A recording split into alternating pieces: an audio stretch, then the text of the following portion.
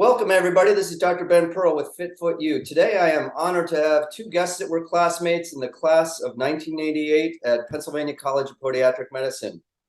Welcome, Brett and Jean. We got Brett Ribotsky and we got Jean Mirkin. They both did residency programs and settled in different areas. I'll let them explain where they did. Let's start with you, Brett. But the big question I want to say on everybody's mind is this 4.5% pay cut for surgery, and in particular, I think podiatry, it's hitting pretty hard. How are we going to deal with that? And I want to hear from both of you. Well, if you want to start with me, that's fine. But since I don't practice, I can tell you I don't really care. But I feel for each one of you because I've been through that story before. I've been through the 8% cut, the 6% cut. Don't you still have a sequestration cut of 1% that nobody ever took away, that they keep doing this? I haven't figured out why you keep giving in every moment of the day. As a single practitioner, you don't stand a chance on this earth. And that's why I feel very blessed to have an old classmate of mine, Dr. Mirkin, here, because he's figured out a solution how to bypass that, how to get around this no leverage position that you have. But my quick thing is practice, graduated there, did my first year residency in Philly at Jeffrey Hospital, did my second and third year in Salt Lake City with Dr. Greg Young. The Doxy Hatch program, came and worked for the Cleveland Clinic Foundation here in South Florida for a number of years, left in the mid-90s, started my own practice in Boca Raton, Florida, doing great, and then moved on and got injured when 2015 when I was volunteering with the Coast Guard. Spent a year in a wheelchair. When I got better, it was unique to go from doing the operation to actually having the operation. So I have the unique 360 of being the patient as well as the provider, as well as the educator. So I feel very blessed in that perspective. And we're sitting here today. I do a lot of consulting work. I've been involved in mergers and acquisitions with major hedge funds and equity positions and helping groups develop their EBITDA and developing their positions. So when they sell out, they make a lot of money and they put some bank in the pocket. So before we jump over to Jean, Brett, talk to us about the extrapolation of that 4.5%, because I think that's something a lot of people don't realize. You did the math. Wow. For the podiatrists who don't understand math, if your office takes home 65, your overhead 65%. So let's just go for the heck. You make $600,000 a year, and 2/3 of it is your overhead. That's 400,000 goes away. So now you got 200,000 left over. If your practice is all based on a Medicare reimbursement, well, if you take a 4% or 5% pay cut reduction off the top line, that's 5% of the 600,000, which is 30,000. So now you just take in a 15% pay cut. You didn't take a 4.5. Your landlord doesn't get less money. Your employees don't want to take home less money. Your vendors aren't giving you that same discount. It's all coming out of your pocket. You're the last one holding that piece of the pie. So when you see a discount, every percent really counts, because I used to love 4 o'clock patients because that was my money. The patients up until 4 o'clock covered the overhead. At 4 o'clock, I got to take home that patient's money. And that's not even counting the rising cost of overhead, everything that we do. So Jean, you formed a big group. Tell us about FASMA. For those that don't know about FASMA, it's one of the largest group podiatry institutions in the lower 48. Tell us about that formation and how that economy of scale has helped combat some of this, and things that, if you're not in one of those bigger groups, that you might suggest. Well, let's take it from the 4% level. Brett's math is spectacular. You have to play that back in slow motion and write it down to follow it, but he's right on cue. And there's two ways to look at this. Boy, I'm taking a hit and I'm just going to have to suck it up and I'm going to make less money, or I'm going to fight back. And you got to figure out how you're going to fight back. And you fight back by saying, first of all, if the other insurance companies follow suit and they pay you a percentage of Medicare, now they're going to pay you less when Medicare drops their rates. So it doesn't stop at Medicare. It's your other contracts as well. So you have to say, okay, you are the lowest payer. I am going to drop you because you are paying me way too low and I'm worth more than that. So I'm going to drop you, and I'm probably going to take a hit because I dropped an insurance company. But if I'm getting 60% or 70% of Medicare, I'm not going to miss that, because I might fill that spot with a payer who does better than that lower paying below Medicare insurance company. And now I'll see one patient for the 2 I had to see that I dropped. If that makes sense. That's number one. Number two, you're going to say, I got some time in my schedule. What can I do? We did a little studies, an unofficial study. We looked at our production when we see 40, 50 patients a day, and we looked at people who were seeing 20 to 30 patients a day. And there's a sweet spot where you will see too many people and you're too busy getting people out of your office. So I dropped my lowest payer, maybe not Medicare, but my lowest payer that paid a percentage of Medicare. Now I have a slot in my schedule. I'm going to spend a little more time with these patients. I might push DME, and my DME is going to bring me far more money than the insurance company that I dropped because they were paying so poorly. And I can make up for my 4%. And I'm a happier guy because my schedule might be a little lighter, but I'm more productive and I'm doing more for my patients. So that's the first way you can fight it. Take that downtime that you have because you dropped the low payer, be more productive with the people you have. Second thing is you have to try to leverage yourself with other people around you. Our profession is loaded with geniuses. There are all kinds of Brett Ribotskys out there that if you sit down and listen to them, you're going to get a pearl in there, Ben Pearl. You're going to catch something that makes you feel good and say, hey, I wasn't doing that. So we have a group that we get together with in the DC, Maryland, Virginia area. I think there's maybe 30 plus providers. And we get together quarterly and we have meetings and we brainstorm and we share. Imagine that, competitors, we share. Who does that in podiatry? By sharing, you'll catch that little thing you weren't doing and you might do something differently that's more productive, not just for your patients, but also for your practice. That's the second way. The third way is you go our route, you go with a super group. And super groups have their pluses and they have their minuses. If you can survive the statement, control is overrated. That's from my good buddy and my partner, Mike Trito. Control is overrated, and you don't mind letting somebody else do things. It's amazing what can get done if you don't care who gets the credit for it.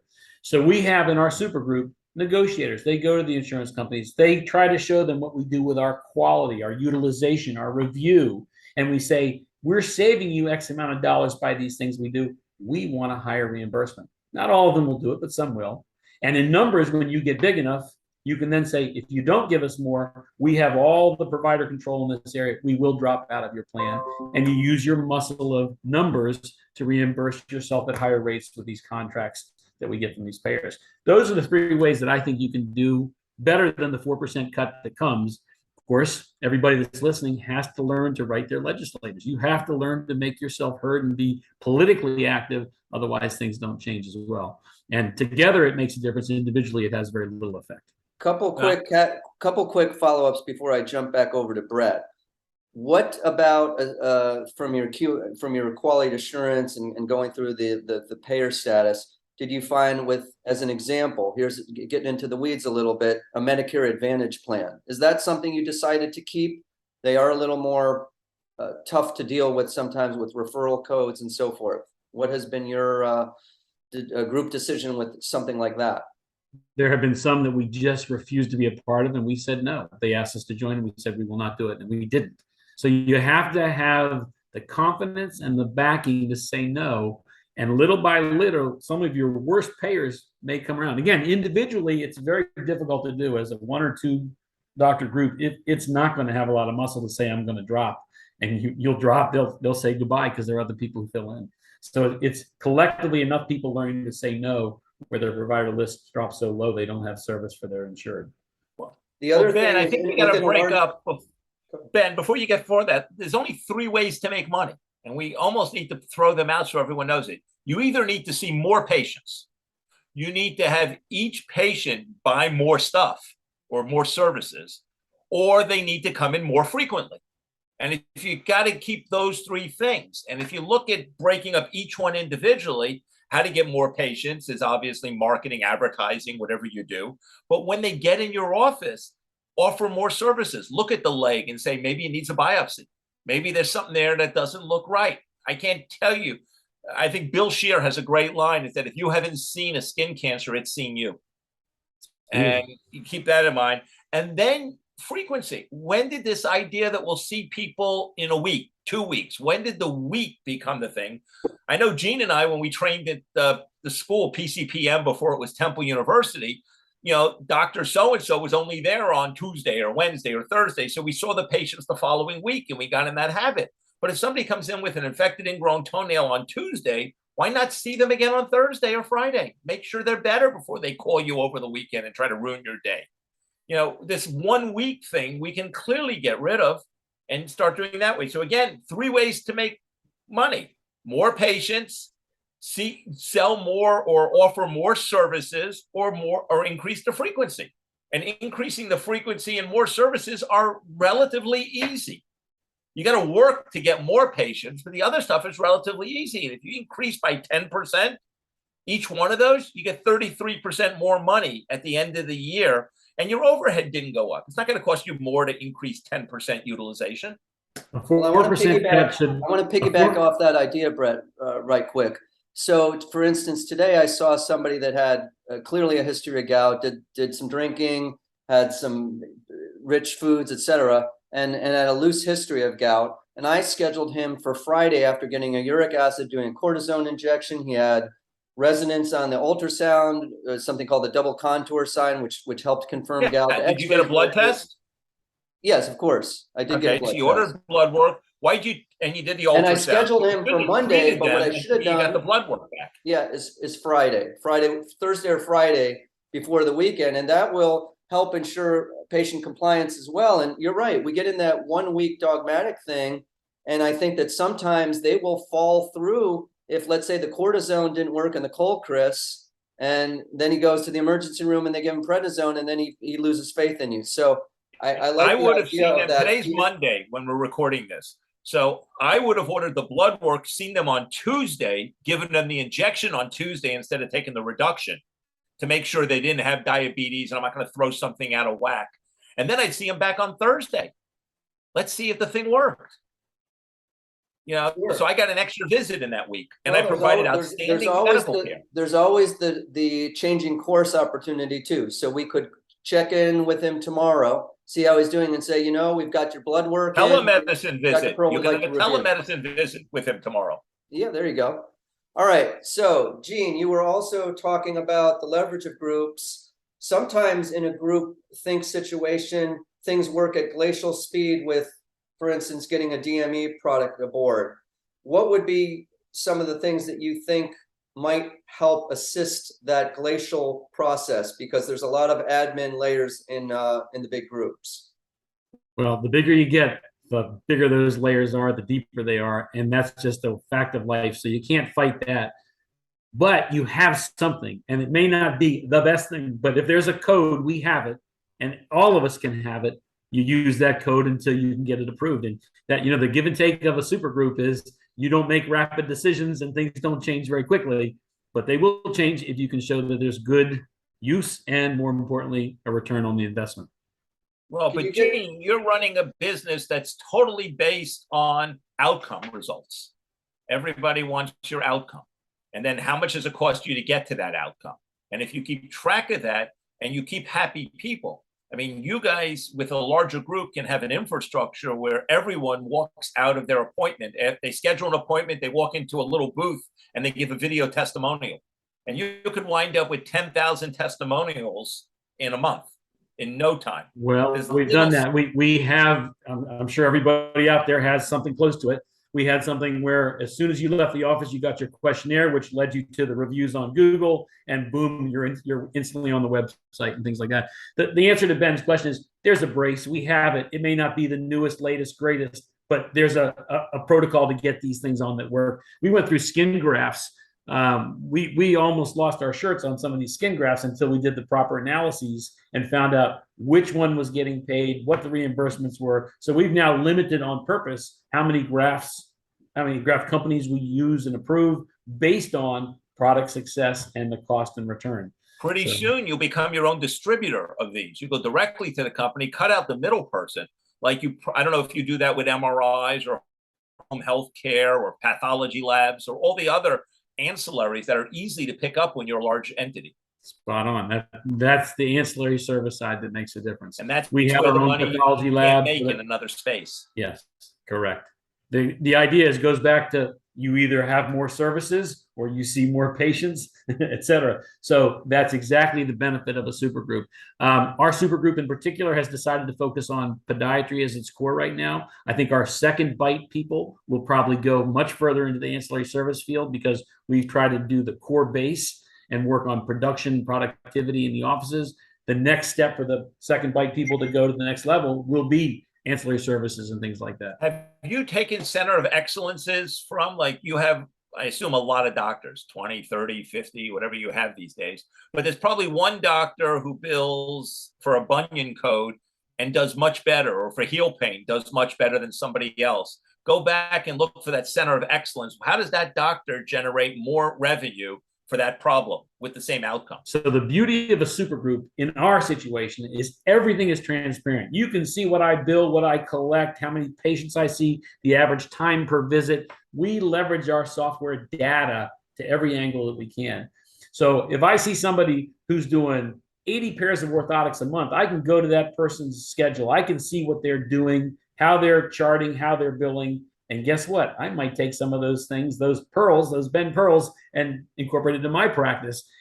Anybody can do that. And then on top of that, now we're starting to take best practices. And we want to have a cookbook that nobody has to follow, but make it available so that somebody who wants to follow a pathway which has been used, tested, and approved and successful can then follow it. And that's what we want to do for our young practitioners who come out of these high-powered programs that can reconstruct legs and ankles and things like that, but they don't know how to do the coding for a nail or a wart or things like that. If we have best practices and protocols, these people can be more successful, which makes the group more successful. And then you can also leverage that with the insurance companies, showing that this is what it costs to treat this problem. Well, here's an interesting story for you. We went to one of the big payers and we said, we would like to do a productions or outcome-based reimbursement schedule with you.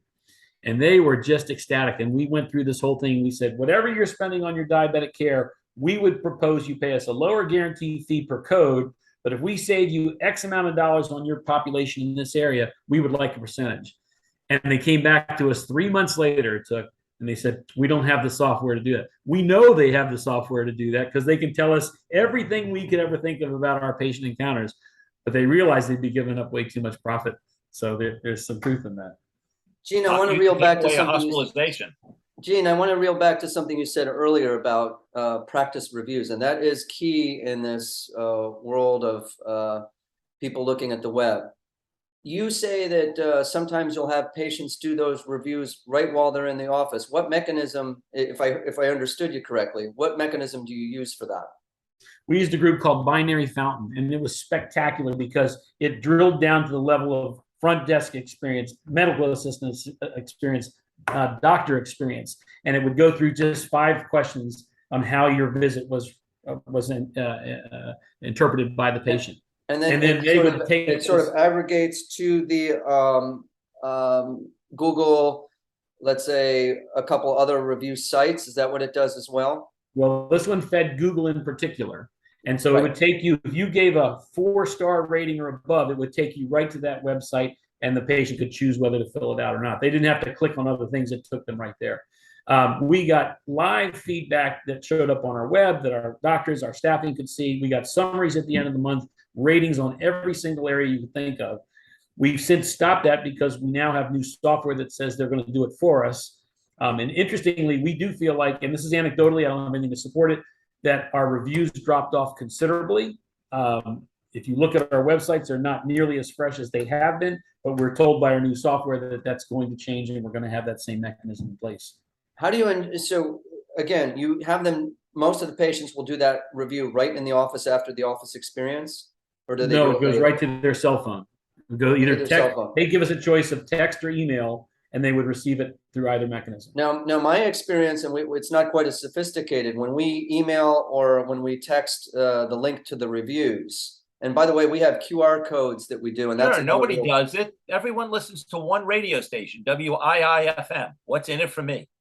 Absolutely, but we do not get the compliance, I would say, Gene, that you have, and you have the leverage. You got to do it when they're there, Ben. You got to do it right when they're there. You got to have them look. They want to look good, so make them look good in front of an employee. Hey, do you mind if I hold your phone and do a video testimonial for you? There's easy things you can do. The less they have to do, the higher your response. And so our return rate, when you have them, once they get a bill, they don't love you anymore. Good point. Well, of course, but even to take the time to do, and we've all been this on the other end when the salesperson at Walmart or Home Depot asks us to do because Dietitists we're don't go trying to to find our car in Walmart. the parking lot and pick up a sack of whatever we're carrying to work on our house. So I think everybody has that experience to some degree. So I like the of what you're saying. And Find a way to do dietitists it. go to Neiman Marcus. They go to Nordstrom's. They don't go to Walmart. We're doctors. I have a diploma. It says that. I'm talking Home Depot, my friend, but I did mention Walmart, but Home Depot is more what I had at center of mind. Okay. Anyway, let's now take something of the creative side, and that is you, Brett. You've managed to do some creative ways to recruit patients. It may have worked real well then. How would you apply it to the pandemic? And I want to hear Gene's take on it in terms of some of those unique recruitment things that you did. Well, I believe that people who hurt don't go anywhere. There's pain. I talked about for years, orthotics, heel pain. Who has them? Heavy people. I don't know if that's politically correct, but heavy people have them. And where do heavy people hang out? Tuesday night at Weight Watcher meetings. So why not send an employee to there or don't send donuts. They don't particularly like that. Okay, they really like that, but you don't want the people who run the office to know that.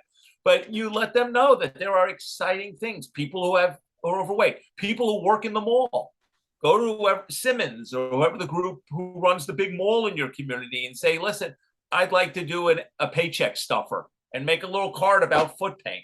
I used to when I did Meet the Masters, I had the radio show. So I had all that software. So Tuesday night, I did Meet the Masters. But Wednesday night, once a month, I spoke to all the employees who worked in the mall who had any foot questions about anything. So I made little 4x6 laminated cards talking about how great I was and how they need to participate. Because remember, IIFM, what's in it for me? I'm going to give them incredible value and it costs them nothing.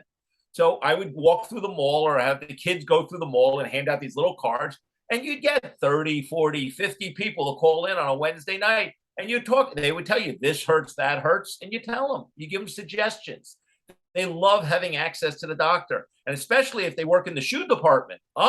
They're selling people $1,000 shoes, Louis Vuittons, and all these ridiculous Gucci's and Pradas. Those people need orthotics. They need some mechanical device, and maybe orthotics isn't right for them. They need surgery. We can do calcaneal osteotomies. We can get you in those Louboutins if you want. It might not be expensive, but there's a way to do it. That's mall people. Then you go to who's your biggest employer in town. Often it's a hospital, a university. Everybody wants free stuff. So you give Gary Vaynerchuk came out with the thing called freemium.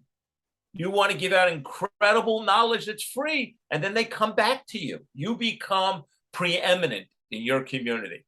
Gene is preeminent in his community. If somebody's foot hurts anywhere, they say, go see Dr. Mirkin, because he's built that idea. He's got a great personality. He's always happy. He smiles, and he provides outstanding care and outcomes for them.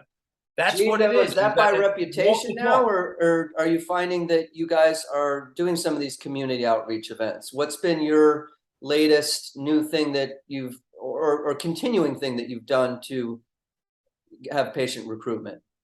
So when you think about how Brett just answered that question initially, it's enthusiastic, it's contagious, and everybody who's hungry, who's not happy where they are, who doesn't like that 4% cut that's coming, is going to need some of that enthusiasm to get out and do something. And so I made a little career change. January 1, I stopped working in a community I'd worked in for 32 years. And I was booked up 3 weeks in advance to get an appointment. And I was still squeezing people in when there was a problem. I made a gamble for lifestyle change to come to where I live in Annapolis and work there and kind of start from scratch. It was an established practice. I took over where somebody else had left, but it wasn't anywhere near a full-time practice. Long story short, I had to go back to roots. I had to start doing stuff I hadn't done. And guess what? I started writing welcome to the practice notes to my new patients. I started writing thank you referral notes to the patients who sent me their family, their friends, their neighbors. I didn't start doing talks. I was ready to, but now I'm making that same kind of leap back into the busy schedule I had before because I'm doing things. And so my answer is everything Brett said is absolutely correct. You've got to be there for your patients. You've got to be enthusiastic. And it just depends on your comfort level. Some people don't want to go hand out cards. Some people don't want to talk in audiences. And our biggest struggle as a group is trying to get our younger practitioners to do a fraction of what Brett talked about, to write the notes of thank you to the patients. But that's pillar one.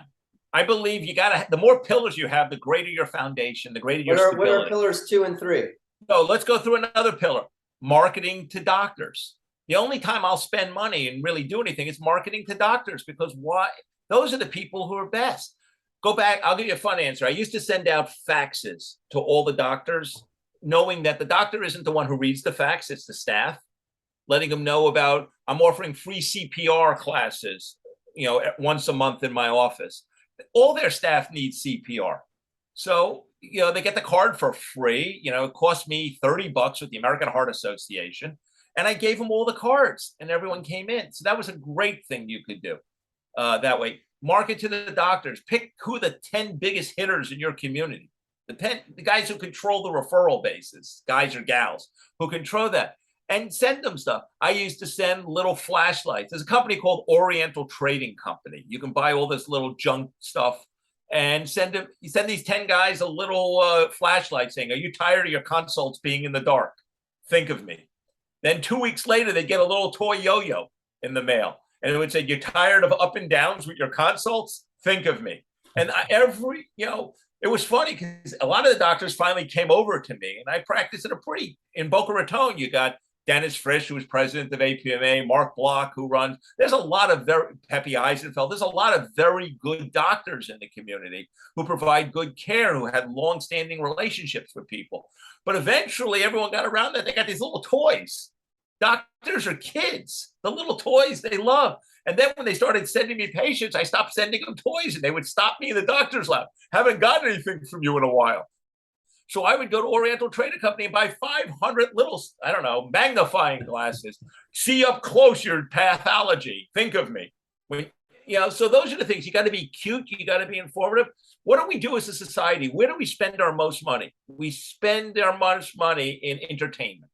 And, they'll spend $500 million to make a movie to entertain you for 2 hours, to change your emotional thing. You go to a concert because it changes your viscera. You feel better. I mean, anyone can listen to the album. Billy Joel hasn't had a new album in 28 years? He sells out every single concert every month in Madison Square Gardens. What is he selling? He's not obviously selling the music. We all have the music. We all know the words by heart. You're selling the experience. And that's what you need to do. You need to sell the experience to the doctors' employees. You want to be preeminent in your community. You're the guy to go to. And if you don't want to do it, as Gene was saying, some of the newer doctors, it's not my thing, I got to go home and date the kids, then you outsource it. You figure out what it is, you find objectable measurements, and you hire somebody else to do this for you, to put it together so you look good. I mean, Anderson Cooper was pretty boring when he got on CNN, but at the beginning, but remember, he's a Vanderbilt. He's got plenty of money, so he paid an advertising agency and a marketing company to do a lot of stuff to make him come out really well. And as a result, it has snowballed to give him an incredible career. I'm not sure if I like what he says, but he's an incredible career in what he's built himself. It's about staying in touch. It's about always reinventing yourself. It's about touching the people who are going to touch you, and you got to communicate. So it doesn't matter if you're careful where you touch them. I want to take some of that Brett Ribotsky enthusiasm, and I remember watching Wide World of Sports, Evel Knievel, when he crashed, saying, "I'll never do another jump stunt ride again," with his cane and, real shaky voice. Brett, you had a very serious injury, and yet you're, magnified enthusiasm. Tell us how you did it. How did you get from that? What's my choice? I can either wake up in the morning and realize, holy cow, this hurts. That hurts. I can focus on what hurts. Where your focus is, energy goes. So you can flow into something. I get up every morning and try to walk, and some days I'm not good at it, and some days I am. I got to find somebody else to blame. It can't be my fault, right? The darn orthotics, which are what did you learn as a patient? Well, I learned as a patient that most doctors spend 90% of their time figuring out how to get paid and 10% of the time figuring out how to take care of you. Everything is about the chart, all the people who call you up, making sure you show up. Everything is generally around how they can run their business, not how to make you better. And the occasional person who kind of does something to try to say, how do I make you better, stands out. I mean, I've said for years, go get a phony email address at Google, something, and go sign up for all the good marketers in your community, the chiropractors, the plastic surgeons, the dermatologists. And once a week, once every 2 weeks, look at what they send out. Everything is patient focused. Everything is about how to make you better. How to prepare for graduation, how to look good for weddings. Not about, how great my doctor is and that he went to another seminar and now he knows, there's a new fancy lapoplasty. I did Lapiduses pretty well without all this fancy stuff. Now I found out that it costs $4,000 or $5,000 to do a Lapidus. I didn't even know that. I learned that at the APMA meeting. So there's credible things out there. You just have to do it. When you're the patient, you got to make the steps that are different. Tell everyone, sit in your waiting room. I mean, do you still have magazines? Do you offer Wi-Fi to your patients? Do you have videos? Well, you shouldn't explain anything. I'm happy Gene's in Annapolis because the next time I go to the boat show, I'm stopping by. But I love Annapolis. Well, I do want to piggyback off the videos. I do a lot of YouTube videos and I do patient information videos. Ben, you do a lot of videos that are all over, but what if you made a 3-minute video explaining heel pain and a 5-minute video explaining an aroma? And then when you have a patient with a heel pain and an aroma, you hand them the iPad and you say, okay, I'll be back in the room in a couple minutes. And they hit play and you see another patient. That's exactly what I do with some of the intrinsic foot exercises. I made a YouTube video. I have them review the video and then I review the exercises after they've had a chance to practice. You don't need to do it a second time. You give them the video, you're done. But if you're sometimes they have questions. Sometimes they do have questions. No, answer the questions, but don't explain it again. Oh, you sell time for a living. It's the only thing you do. Gene took a lifestyle change to go move for more time. And the only thing on this planet that's fair is time. Bill Gates has just as many minutes in a day as Elon Musk, as Ben Pearl. In the interest of time, and I got to get to this, everybody's talking about retail foot solutions. How does podiatry remain competitive? And I want to hear 2 big points from both of you. And we know that we have to educate the public. I mean, that's obvious about the differentiation between what we do and what foot retail box store does. Gene, you first. I'll go first. So in some ways, they're our best friend because when you look at what they're charging and you look at what they're getting, the success rate has to be pretty low. So the good side is we can only shine in those ways.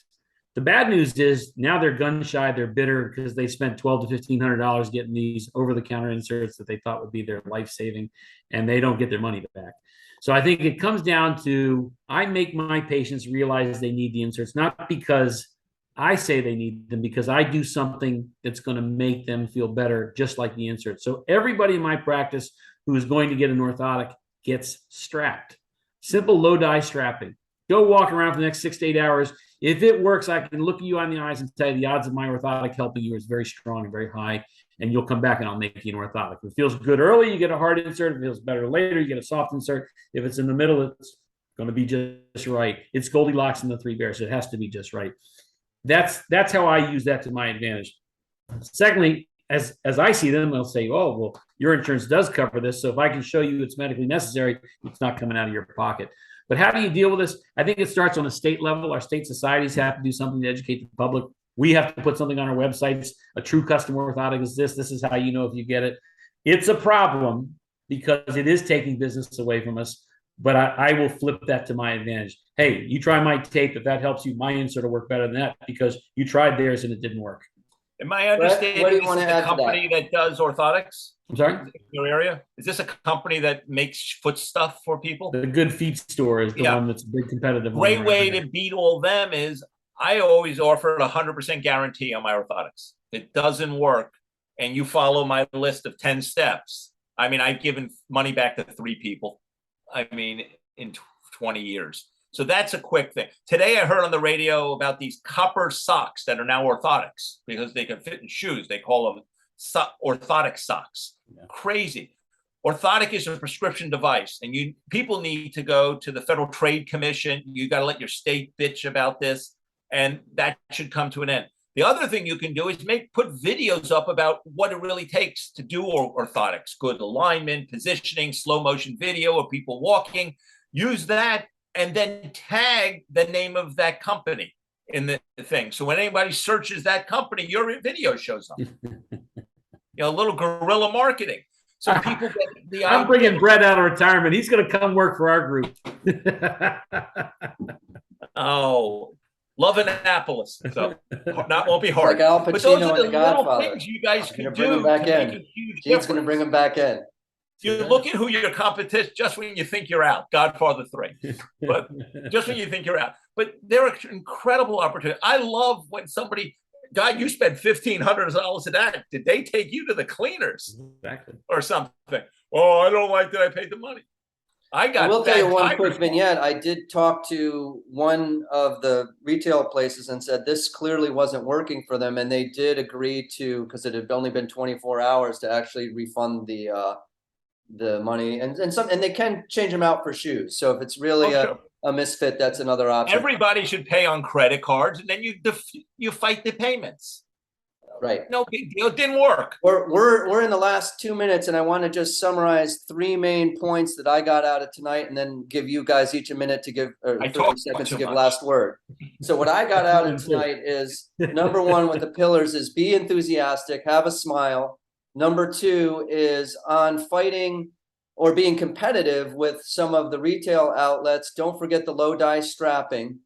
Number 3 is that we work better in strength together than we do as individuals. And that's something, I'm a part of that group too, that Gene referenced. So it's a really good marketing ideas and balancing codes and staff issues. So take that company, that group, and find another group in California and do it on Zoom, because they might have a totally different perspective that might help you.